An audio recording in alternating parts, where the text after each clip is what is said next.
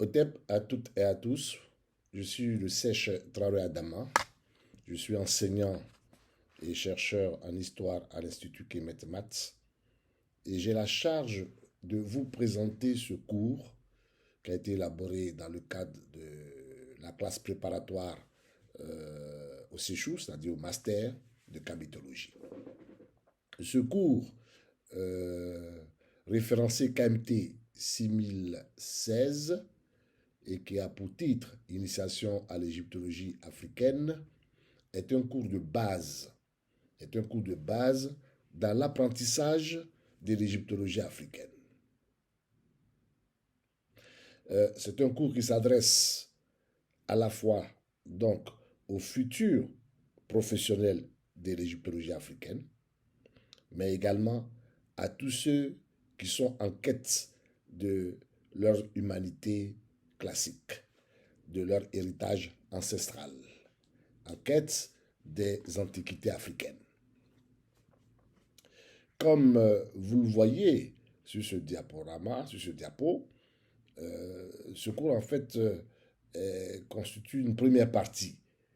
Le thème de cette partie, c'est généralité. On va aborder donc les généralités et aussi le déchiffrement des Medjugorje. Dans la deuxième partie, qui fera l'objet d'un autre CEBA, KMT 6026, et qui est dispensé dans le cadre du deuxième semestre des classes préparatoires, on abordera donc l'histoire, la géographie et surtout la civilisation de l'Égypte ancienne à travers des textes fondamentaux.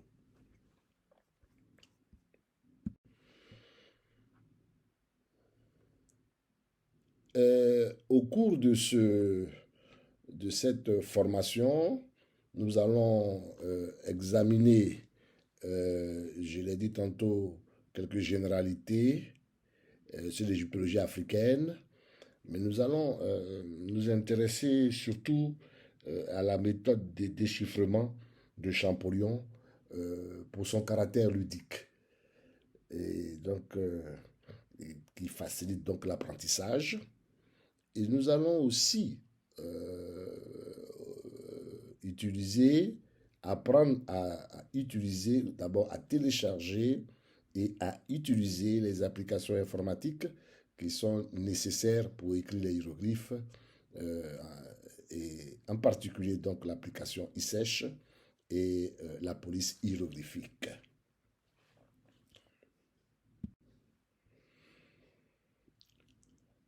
Alors, quels sont les objectifs de ce cours?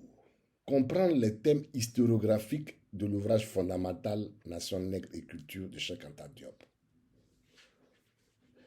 Et comprendre également ou bien acquérir des éléments en histoire, en linguistique historique, quelques notions en linguistique historique, n'est-ce pas? Enfin, de mieux saisir la parenté qui existe en toutes les langues africaines. Nous avons également comme objectif, n'est-ce pas, d'acquérir les principes généraux de l'écriture hiéroglyphique, comprendre les principes généraux de l'écriture hiéroglyphique, comme je l'ai dit tantôt, à la manière de la première démarche, n'est-ce pas, qui a été menée par Champollion pour déchiffrer les hiéroglyphes. L'apprenant, à l'issue de ce cours, pourra lire facilement quelques noms et quelques mots usuels en medjugorje, et il va donc également maîtriser, il aura la maîtrise des procédures d'installation et d'utilisation du logiciel ISèche et de la police de translittération. L'évaluation, comment va se passer l'évaluation? C'est d'abord une évaluation formative, c'est-à-dire qui est intégrée dans l'apprentissage, qui vient renforcer l'apprentissage, qui est marqué par pratiquement un devoir ou un texte, n'est-ce pas, à lire après chaque leçon. Après, étant entendu que nous avons une leçon par semaine. Voilà. Et à côté de cette évaluation formative, vous avez une évaluation sommative, c'est-à-dire dont les notes sont prises en compte n'est-ce pas, dans la validation de ce CEBA. À mi-parcours, vous avez une première évaluation à mi-parcours qui va compter pour 50% des points et une autre évaluation à la fin de la formation qui comptera également pour 50% des points. Voyons maintenant le programme. La première semaine, nous allons étudier l'ouvrage de base, l'ouvrage qui se trouve, n'est-ce pas, aux sources même de l'école d'égyptologie africaine, à savoir Nation nègre et culture, une théorie rationnelle de l'histoire. Nous allons voir donc comment Cheikh Anta Diop, n'est-ce pas, a élaboré une théorie rationnelle de l'histoire. Au cours de la semaine 2, nous allons nous intéresser au colloque du Caire et à la naissance de l'égyptologie africaine. Nous allons examiner les points qui étaient à l'ordre du jour de ce colloque, les discussions qui ont eu lieu, les résultats de ces discussions, et puis nous allons évaluer également la portée de ce colloque.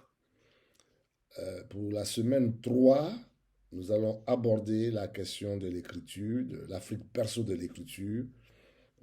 Nous allons donc, contrairement à ce que répète l'historiographie occidentale concernant l'Afrique, nous verrons que l'écriture est bien née en Afrique et l'Afrique est vraiment le berceau de l'écriture dans toute sa variété. Nous allons à la semaine 4 aborder donc l'introduction à la linguistique historique africaine, c'est-à-dire avoir quelques notions pour bien appréhender la question de l'unité, de la parenté culturelle des langues africaines. En semaine 5, nous allons suivre Champollion dans sa démarche de déchiffrement. Il va commencer par déchiffrer les noms des rois et des reines étrangers. Et en semaine 6, nous allons suivre Champollion parce que cette clé qu'il va trouver pour déchiffrer le nom des rois et des reines étrangers ne va pas lui permettre de déchiffrer les autres noms des rois et reines d'Égypte ancienne et de façon générale même les hiéroglyphes. Alors donc nous allons voir comment Champollion trouve cette deuxième clé qui va lui permettre donc de lire le nom des rois et des reines de Kemet et qui du coup va lui permettre donc de comprendre le fonctionnement même de l'écriture hiéroglyphique. Il va donc tirer là le principe fondamental de l'écriture hiéroglyphique. Pendant cette 6e semaine, nous allons faire donc l'évaluation à mi-parcours. En semaine 7, nous allons aborder le classement des hiéroglyphes de Champollion, de Champollion à Gardiner. Parce que dans l'étude de Champollion, pour faciliter la lecture, Champollion va regrouper, classer les centaines d'hiéroglyphes en quelques classes. Je crois 16 classes. Il va faire 16 classes à partir de centaines d'hiéroglyphes. Et Gardiner va venir parachever ce travail pour donner donc le code Gardiner, n'est-ce pas, qui va donc parachever ce classement des hiéroglyphes.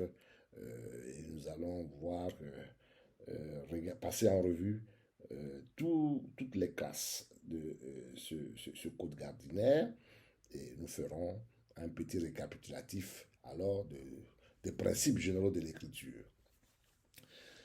En semaine 8, nous allons aborder les humanités numériques. Évidemment, à l'heure des antiques, il faut pouvoir écrire maintenant les hiéroglyphes avec son ordinateur. Voilà. Donc, dans ce cours, nous allons ensemble télécharger et apprendre à utiliser l'application eSearch, qui permet donc d'écrire les graphies hiéroglyphiques. Et nous allons également télécharger et apprendre à utiliser la police hiéroglyphique. Toujours dans le cadre de ce cours, nous allons également voir tout ce qui existe comme source au niveau d'Internet, sources nécessaires à l'apprentissage ou aux études en égyptologie africaine. Nous allons découvrir les sites, n'est-ce pas, qui peuvent vous aider, n'est-ce pas, à avancer dans votre apprentissage. En semaine 9, nous allons nous intéresser aux classes phonétiques qui ont été élaborées par Champollion, c'est-à-dire à partir des sons. Champollion va faire un classement, n'est-ce pas, des sons, selon qu'on a qu'un mot à un seul son, deux sons ou trois sons, ou pas du tout. Et donc, en semaine 9, nous allons aborder les unilitaires et les bilitaires. En semaine 10, nous allons aborder les pluralitaires et les déterminants. En semaine 11, nous allons voir les noms des nombres en médunitaire. Et enfin, en semaine 12, nous allons essayer de comprendre le symbolisme dans les médunitaires. Et nous aurons, pour clore notre processus de formation, une évaluation finale. Donc voici donc comment se présente cette formation, ce CEBA, ce KMT 6016. C'est un CEBA, comme vous le voyez, qui est fondamental à la connaissance donc de notre histoire ancienne, à la connaissance de nos humanités classiques, et qui est fondamental même à notre existence, puisqu'il a une dimension existentielle, puisqu'il nous permet de reconstruire, de retrouver notre identité culturelle qui a été ébranlée depuis des siècles, voire des millénaires. Donc je vous exhorte à vous inscrire à cette formation qui devrait vous apporter beaucoup. Au TEP à tous et à toutes.